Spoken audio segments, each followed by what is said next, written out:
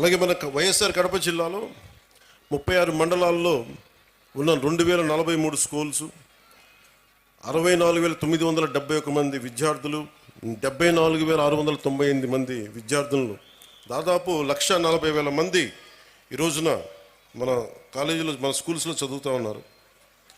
దీనికి సంబంధించి ఈ ప్రభుత్వం చాలా బలంగా మేము మీ కోసం పనిచేయడానికి ఉన్నాం.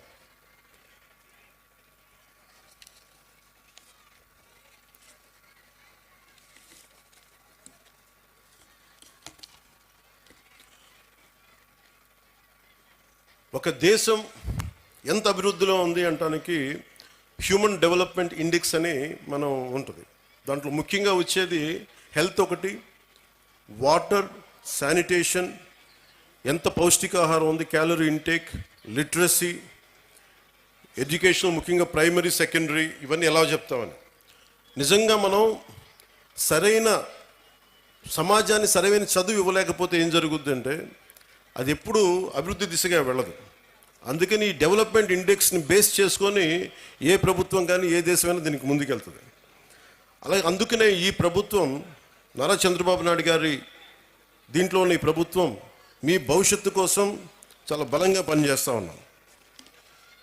దాంట్లో నాకు 3 అంశాలు మన అధికారులు, మన కలెక్టర్ గారు, ఎస్పీ గారు ప్రత్యేకించి చెప్పారు. 1, విద్యార్థుల భద్రత. 2, వాళ్ళకి సంబంధించిన ఈ మనకి విద్యార్థుల భద్రత. 2, మాదక ద్రవ్యాలు ఎక్కువైపోయినాయి. 3, సోషల్ మీడియాలో, అలాగే సోషల్ మీడియా ఎలా ఉంది అనేది. ఏదైనా సరే మనం ఎలా వాడుకునే దాన్ని బట్టే ఉంటుంది.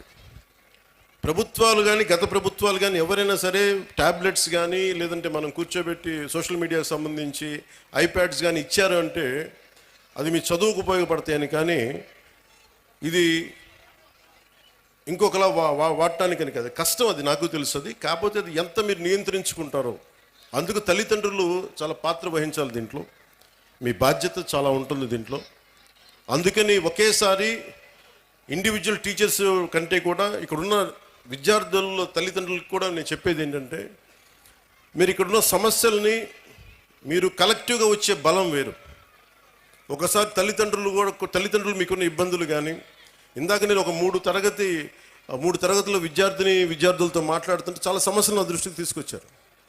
ముఖ్యంగా ఆడపిల్లలు, మేము క్రికెట్ టీం ఉన్నాం, మేము 12 మంది, మాకు టైం ఇవ్వట్లేదు, మాకు ఆడుకోవడానికి సరిపోవట్లేదు, మాకు కెరీర్గా మాకు స్పోర్ట్స్గా మేము అభివృద్ధి చెందాలి క్రికెట్లో అంటే నెట్స్ బాయ్స్కి ఇస్తారు కానీ మాకు అమ్మాయిలకి ఇవ్వట్లేదు అనే దృష్టి ఉంది.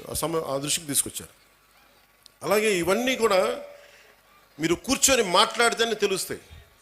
ఒక్కోసారి ఇంకొంతమంది విద్యార్థులు, కొంతమంది అధ్యాపకులు మమ్మల్ని కొన్ని సందర్భాల్లో మాకు పాఠాలు సరిగ్గా చెప్పట్లేదు, కొన్నిసార్లు చేయి చేసుకున్నారు, చేతిలో ఏదుంటే దాంతో కొడుతున్నారు. నేను వాళ్ళకి ఏం చెప్పానంటే, మొన్న ఈ మధ్యన రాయచోట్లో కూడా ఒక ఇన్సిడెంట్ జరిగింది. ఆ క్లాస్ టీచరు ఇజాజ్ అహ్మద్ గారు అనుకుంటా, ఆయన ఏదో విద్యార్థులు గొడవ చేస్తుంటే ఆయన ఒక దెబ్బ వేస్తే ఆ విద్యార్థులను తిరగబడి ఆయన గుండెల మీద కొడితే ఆయన చనిపోయారు. సో అధ్యాపకులకు ఎంత బాధ్యత ఉందో విద్యార్థులకు కూడా అంతే బాధ్యత ఉంది. మీరు డిసిప్లిన్డ్గా ఉంటే మీకు బలం ఎక్కువ ఉంటుంది. మీ తల్లిదండ్రులకు మీరు చెప్పండి. మీ తల్లిదండ్రులు, ఒకళ్ళ అధ్యాపకులు కానీ ఎవరైనా సరే, పెద్దలు, స్కూల్ నడిపే పెద్దలు ఎవరైనా తప్పు చేస్తే మీరు ఈ దృష్టికి తీసుకొస్తే ఖచ్చితంగా దాన్ని సరిదిద్దుకుంటారు. దానికంటే ముందుగా మీరు కూడా చాలా బాధ్యతగా ఉండాల్సిన అవసరం ఉంది. అలాగే మనం చదువు అనేది ఆబ్జెక్టివ్ ఆఫ్ ఎనీ ఎడ్యుకేషన్. ఉద్యోగాలు సంపాదించడానికి, ఆర్థిక స్తోమత పెంచుకోవడానికే కాదు, జ్ఞానం పెంపొందించుకోవడానికి కూడా. ఇది నాకు ఇష్టమైన నాని పాల్కేవాలా గారు చెప్పింది. ఇండియాని తిరిగి రీడిఫైన్ చేయాలి 21st సెంచరీకి అని చెప్పి 1985లో ఆయన మాట్లాడింది. ఒక 7 అంశాల మీద మాట్లాడారు. 1, national identity. 2, law and order. 3, family. 4, education. 5, constitutional integrity. 6, socialism. 7, socially responsible business అని. నేషనల్ ఐడెంటిటీ అనే దానికి పదానికి ఏంటంటే మనందరం ఏదో కులంలో పుట్టాలి, ఏదో ఒక ప్రాంతంలో పుట్టాలి, కానీ మనందరం భారతీయులం అని మర్చిపోకూడదు. మన నేషనల్ ఐడెంటిటీ చాలా చాలా కీలకం. అలాగే లా అండ్ ఆర్డర్కి మనం సహకరించాలి. ఇందాక ఎస్పీ గారు చెప్తా ఉంటే మన కళ్ళ ముందు తప్పు జరుగుతున్నా, ఇప్పుడు గర్ల్ చైల్డ్ ప్రొటెక్షన్, ఆడబిడ్డ, నేను మీకు చాలాసార్లు విద్యార్థులు కూడా చెప్తా ఉంటాను.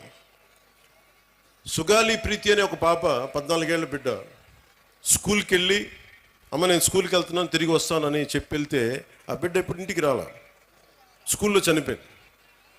ఫ్యాన్కి ఉరేసుకొని చనిపోయింది. దాని మీద ఈ రోజు వరకు యాక్షన్ తీసుకోవడానికి చేస్తామంటే ఇప్పుడు ఈ మధ్యన మన కొత్త ప్రభుత్వం వచ్చిన తర్వాత దాని మీద యాక్షన్ ఇనిషియేట్ చేస్తా ఉన్నాం. అంటే మీకు ఆడబిడ్డల భద్రత అంత కీలకం. అందుకని మాధవిరెడ్డి గారు చెప్పినట్టుగా